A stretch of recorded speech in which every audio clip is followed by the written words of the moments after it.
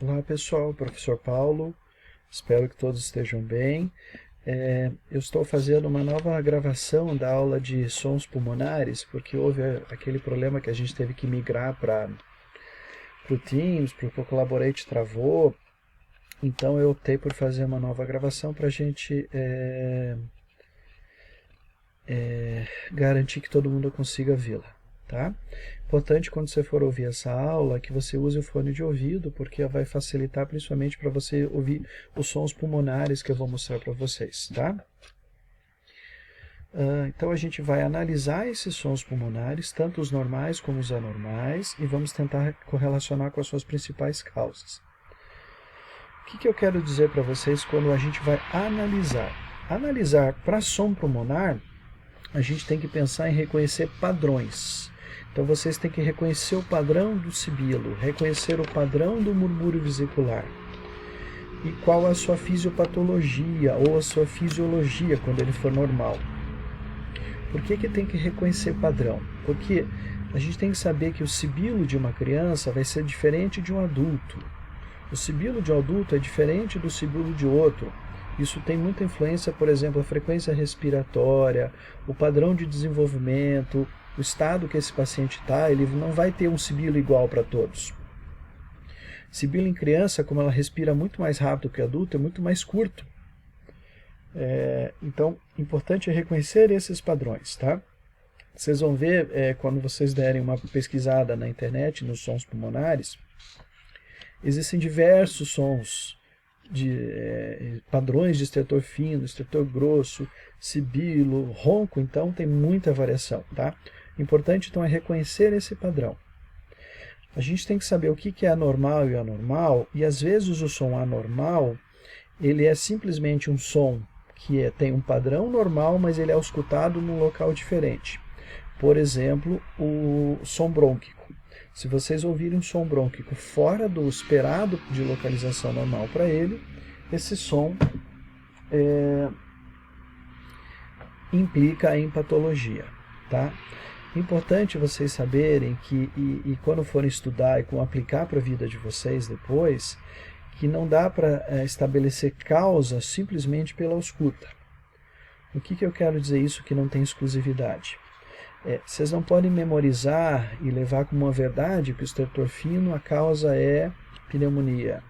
Não, você tem que correlacionar com a fisiopatologia. Vocês não podem ligar que um sibilo é causado pela asma, pelo DPOC. Não. Eu posso ter pacientes com insuficiência cardíaca que vai ter estertor fino e também vai ter sibilo, porque a insuficiência cardíaca está causando broncoespasmo nesses pacientes e leva ao desenvolvimento de sibilo. Isso se chama asma cardíaca. Então, não guardem, não levem para a vida, não estudem desse jeito que ele é exclusivo. Tá? Vamos para frente então. Olha um exemplo prático para vocês entenderem. Então, esse paciente que está demonstrado na foto de seriado médico ali, ele tem um estertor fino na base pulmonar direita. Nesse contexto, o mesmo estertor fino, com o mesmo padrão de reconhecimento para esse paciente, a gente pensa que é causado por uma atelectasia, porque ele está deitado por muito tempo, é um paciente idoso, acamado, ou é um paciente que pode estar desenvolvendo fibrose pulmonar. E aí ausculta um estertor fino, que a gente chama de velcro. Olha que interessante, o mesmo padrão de ausculta nessa paciente que tem um estertor fino na sua base pulmonar direita, nesse contexto, nessa paciente, o principal diagnóstico que a gente tem que pensar é pneumonia. Então, num paciente jovem com estertor fino e com os outros sintomas, eu tenho que pensar em pneumonia. Já esse outro cenário, com o mesmo padrão de ausculta,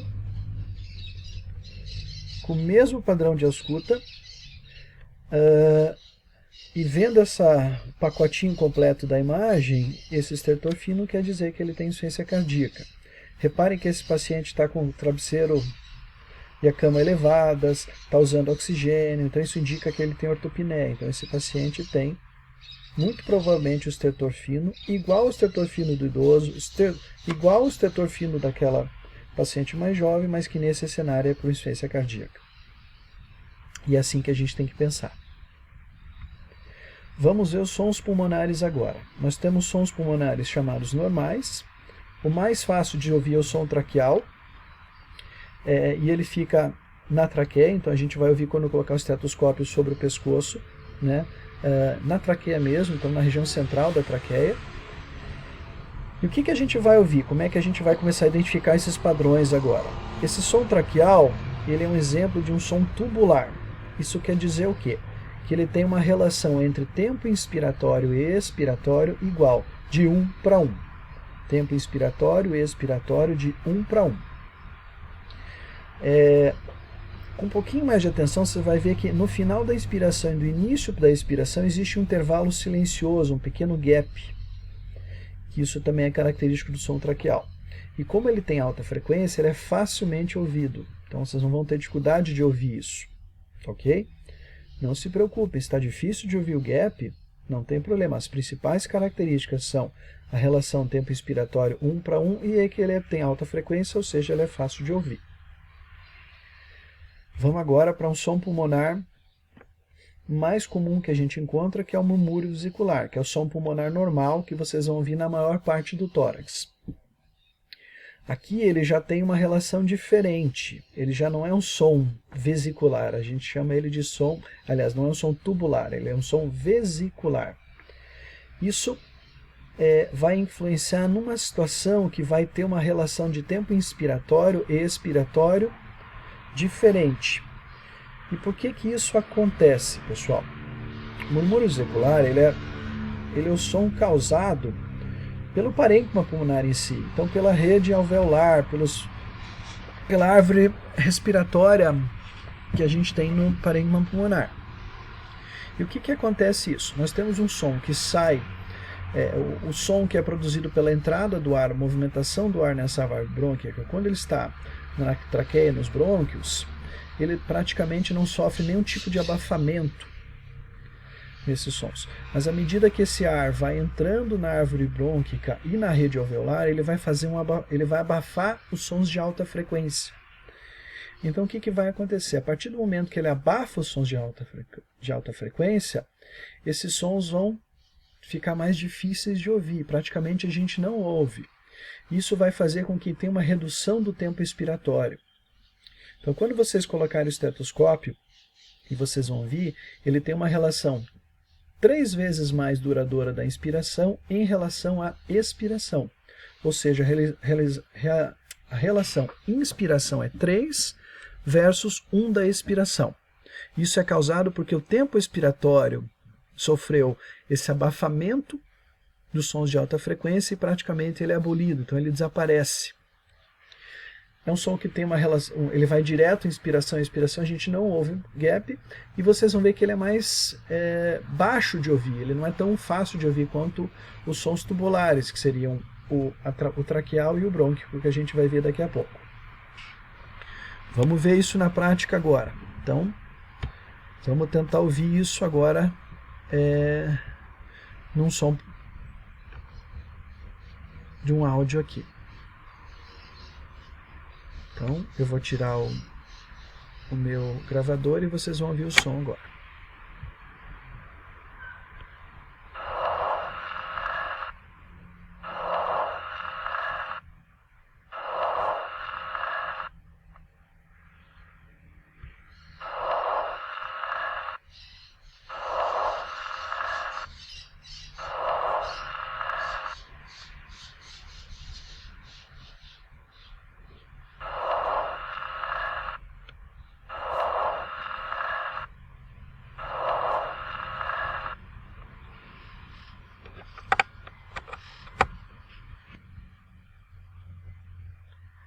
Soltando então, nosso próximo som é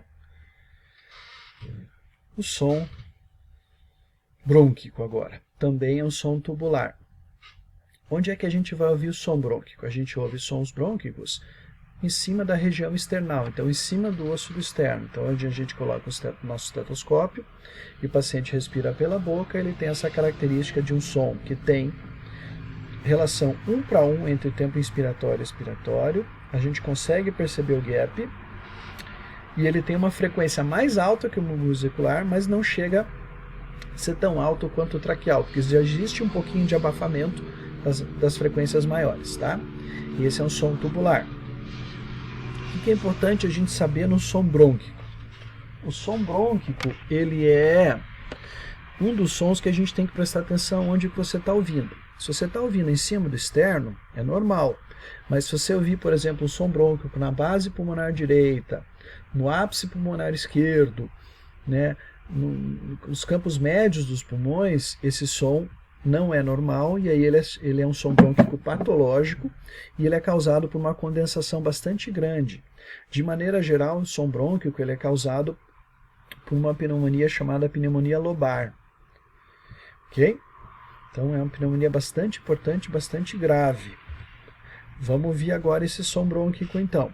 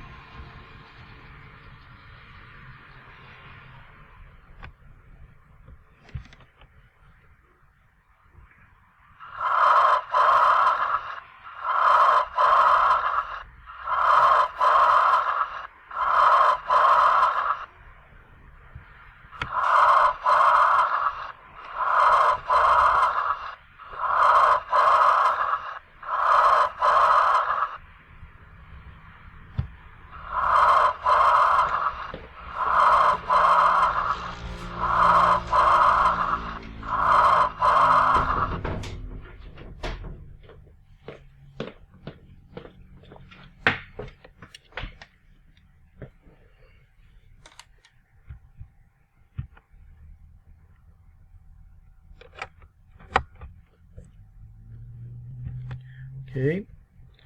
Vamos para frente ainda. Então agora a gente vai para a parte dos sons pulmonares adventícios ou anormais. Os mais comuns são os sibilos, e eles vão ser causados onde a gente tiver o fenômeno de broncoespasmo. Então, onde tiver um estreitamento do brônquio, geralmente por um processo inflamatório, ele vai ter o sibilo. Ele é um som musical, tem alta frequência, lembrando que não é exclusivo de asma, DPOC, pode ser causado por exemplo, insuficiência cardíaca, e ele pode ser causado quando ele for bastante isolado, e é comum isso em crianças. Por exemplo, você vê um sibilo só na base direita, ou no terço médio direito. Isso é muito comum causado por um corpo estranho. Então a criança às vezes estava brincando com uma canetinha, inalou a tampinha da canetinha, ela ficou alojada, para sorte dessa criança, já num território pulmonar mais baixo. Isso causa um sibilo localizado. Os sibilos eles podem ser inspiratórios e expiratórios, ou seja, eles acontecem durante a ins e a expiração, ou expiratórios, tá? Quando a gente tiver um sibilo que é só inspiratório, ele é mais raro de acontecer, e geralmente você tem que pensar se isso não está sendo causado por um estridor, que seria um som causado por uma obstrução das vias aéreas superiores, por algum processo infeccioso, algum corpo estranho, algum tumor, que causa esse estridor, e ele pode reverberar, ele pode irradiar, digamos assim, para o resto do tórax, tá? Principalmente se ele for só inspiratório. Vamos ver o sibilo, então.